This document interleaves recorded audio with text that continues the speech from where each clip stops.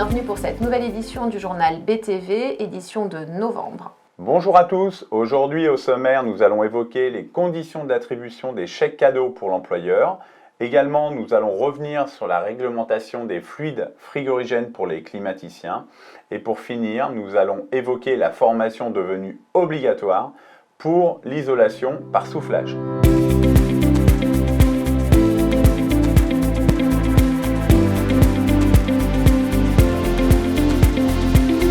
En cette fin d'année, vous vous interrogez certainement sur les chèques cadeaux entreprises. Un cadeau que vous pouvez faire à l'ensemble de vos salariés, mais qui ne doit pas être contractualisé ni dans le contrat de travail, ni dans le cadre d'un accord d'entreprise. Sinon, il ferait partie intégrante du salaire. Alors, l'attribution de ces chèques cadeaux doit être collective, donc non réservée à certains salariés uniquement. Et qu'en est-il pour les nouveaux collaborateurs ?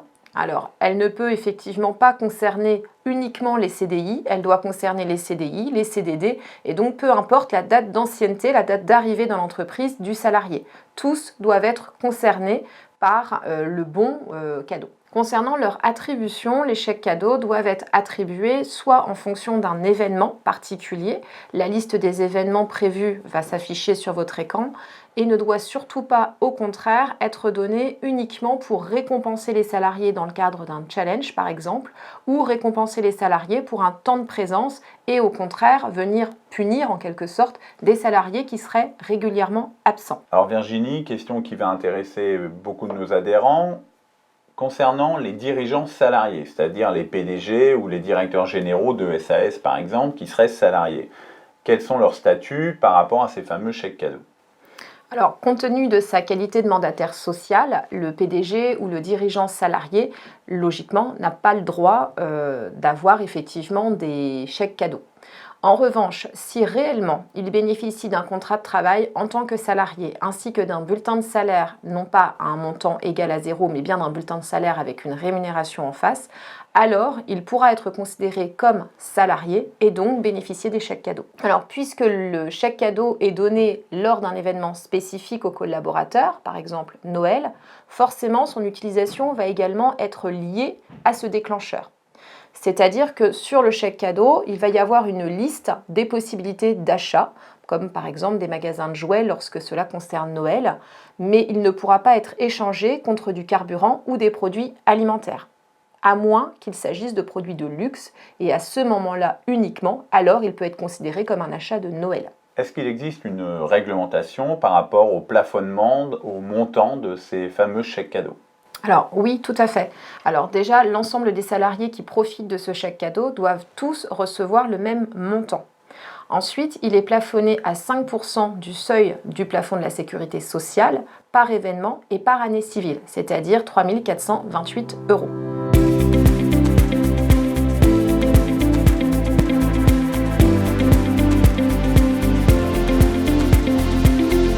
Toute entreprise qui procède à des opérations sur des équipements de réfrigération ou de climatisation, donc des opérations d'installation, de dépannage, d'entretien ou de contrôle d'étanchéité, doit, depuis le 4 juillet 2009, disposer d'une attestation de manipulation des fluides frigorigènes. Alors Nicolas, justement, que prévoit la réglementation ? Alors, la réglementation est claire. Elle prévoit que les entreprises concernées par ce type d'opération doivent se faire délivrer une attestation de capacité par un organisme agréé. Et cette attestation va être délivrée en fonction des techniciens dont dispose l'entreprise et également l'outillage dont elle doit apporter la preuve qu'elle détient pour faire ces opérations liées aux fluides frigorigènes. Alors, l'attestation de capacité est délivrée pour une période de 5 ans. Durant ces 5 ans, l'entreprise devra transmettre annuellement un bilan de mouvement de ces fluides. Mais elle devra également subir un audit sur site, sur chantier, pour montrer sa compétence dans le domaine. Ces différentes contraintes administratives et financières ont poussé un certain nombre de nos adhérents à faire sous-traiter ces opérations pour ne pas les subir. Or, avec le développement du marché des pompes à chaleur ces dernières années, de plus en plus d'entreprises ont souhaité revenir sur ce marché et être autonomes et détenir l'attestation de capacité des fluides frigorigènes.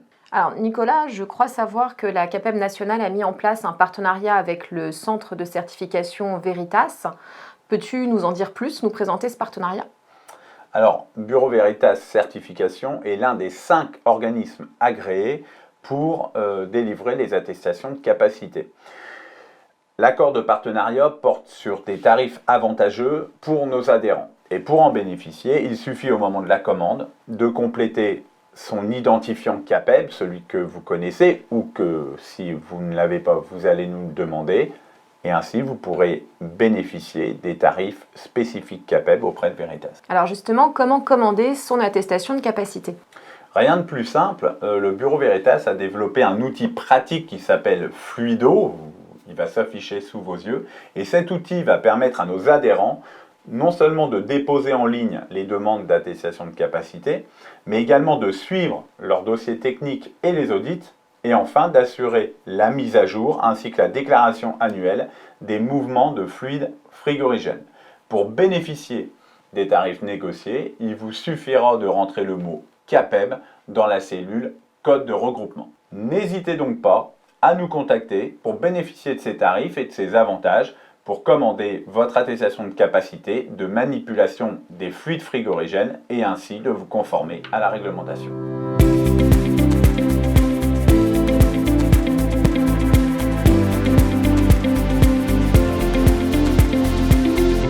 Depuis le 1er janvier 2021, toutes les entreprises réalisant des travaux d'isolation par soufflage doivent dorénavant non pas suivre une seule journée de formation plus ou moins encadrée, mais 2 jours de formation qui doivent respecter un programme précis. Cette exigence de Qualibat s'adresse à toutes les entreprises concernées et réalisant des travaux d'isolation par soufflage et vient en fait se mettre pour lutter contre les fraudes et les travaux plus ou moins bien réalisés. Et pour les entreprises déjà labellisées, isolation par soufflage, RGE, qu'en est-il? Alors, si vous avez obtenu votre qualification 71-21 avant le 1er janvier 2021, nous vous invitons à reprendre contact avec notre service formation rapidement et à suivre cette formation de 2 jours pour éviter des problématiques lors de votre renouvellement. Pour être plus précise, concernant les entreprises ayant un salarié ou jusqu'à 10 salariés, l'ensemble de vos salariés doivent suivre cette formation de 2 jours. Concernant les entreprises de plus de 10 salariés, seulement 5 salariés doivent suivre cette formation externe. Les autres de vos salariés doivent suivre une formation, mais qui peut être réalisée en interne par l'entreprise. Alors sachez que la CAPEB milite actuellement pour supprimer cette distinction entre les entreprises jusqu'à 10 et les entreprises de plus de 10 et permettre aux entreprises artisanales, les plus petites, jusqu'à 10 salariés, de pouvoir également former leur personnel concerné en interne. Si vous avez besoin de suivre cette formation, je vous invite à contacter Audrey au service formation. Une session est justement prévue tout début décembre avec Rockwool. Cette formation donc se déroulera bien sur 2 jours, une journée en présentiel et une journée théorique en visio, tout simplement. Concernant le montage de votre dossier, vous pourrez également faire appel à Annabelle qui pourra vous accompagner afin que votre dossier respecte toutes les exigences de Qualibat. Premier rendez-vous à retenir, agissons ensemble pour l'avenir de vos métiers. On sait qu'actuellement les carnets de commandes sont plutôt très bien remplis, mais avec les tensions sur les approvisionnements et la pénurie de main-d'œuvre, on a beaucoup de chantiers qui sont en retard. Il nous faut donc repenser nos recrutements dans le BTP. Pour cela, nous vous invitons à nous rejoindre le lundi 15 novembre à 17 h à Romilly-sur-Seine pour ensemble recruter pour vos entreprises. Face au taux de non-conformité qui reste très élevé pour tout ce qui est installation électrique en salle de bain, salle d'eau, la CAPEB et le Consuel vous proposent un webinaire portant sur les non-conformités électriques en salle d'eau le mercredi 17 novembre de 18 h à 19 h. Inscrivez-vous grâce au lien que vous avez sous vos yeux. Grâce à la CAPEB, vous pouvez faire profiter d'un comité d'entreprise à vos salariés et à vous-même. Pour cela, venez participer au webinaire de la présentation de la plateforme CAPEB Avantage le mercredi 19 novembre de 8 h 30 à 9 h. Le prochain café juridique se tiendra le 26 novembre de 8 h à 9 h et portera sur les outils pratiques qu'a mis en place la CAPEB pour gérer à la fois les heures de vos salariés, mais également les indemnités de petits déplacements. N'oubliez pas ce rendez-vous. Événement majeur pour la CAPEB et la CNATP, c'est l'Assemblée Générale Annuelle qui se tiendra cette année le vendredi 17 décembre au domaine de Vermoise. Vous allez recevoir les invitations, inscrivez-vous au plus vite et sachez que vous pourrez participer à 2 tables rondes. La première sur la situation économique au regard de nos matériaux et les tensions qui pèsent sur les approvisionnements. Et la seconde sur le nouveau défi qui se dresse face aux entreprises à partir de 2022, à savoir la gestion des déchets du BTP. Et pour finir, n'oubliez pas l'arbre de Noël de la CAPEB et de la CNATP qui se tiendra cette année le dimanche 12 décembre à partir de 14h30. Vos enfants et vous-même pourront profiter de films de Noël, mais également de moments conviviaux avec les crêpes, le vin chaud, ça c'est pour les adultes évidemment, et les enfants pourront s'amuser grâce à notre partenaire FestiKid qui amènera tout un tas de jeux pour leur faire profiter de ce moment. Alors, vous l'avez certainement entendu, vous aussi, M. Castex a annoncé une indemnité inflation de 100 € pour tous les salariés percevant moins de 2 000 € par mois. Cette indemnité inflation sera versée par les employeurs à l'ensemble des salariés concernés. En revanche, nous attendons encore les décrets pour connaître exactement les modalités de versement, mais également le retour qui sera fait aux employeurs puisque le gouvernement a annoncé que la prime leur serait en quelque sorte remboursée. Nous vous en dirons bientôt plus sur ce sujet. Deuxième actualité à retenir, les logements énergivores, donc comptez les logements ayant une note énergétique G, seront bientôt interdits à la location. Très exactement, ils seront interdits à la location à compter du 1er janvier 2023. Merci à tous pour votre écoute et à très bientôt pour une nouvelle vidéo CAPEB et CNATP. Merci à tous, à bientôt.